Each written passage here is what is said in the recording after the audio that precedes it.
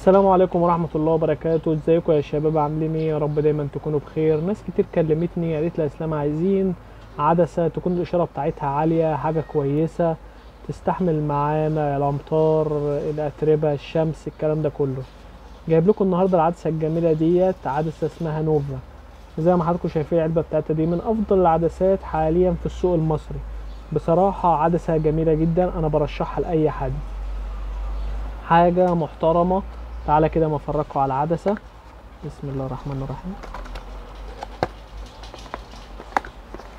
العدسة طبعا بتيجي معانا بالشكل ده، عدسة واحد مخرج وفي منها 2 مخرج وفي منها 4 مخرج.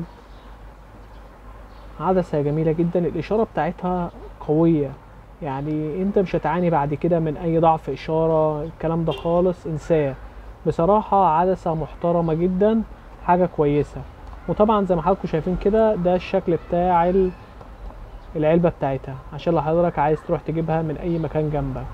اقوى عدسة في مصر. وما تنساش تصلي على النبي. السلام عليكم.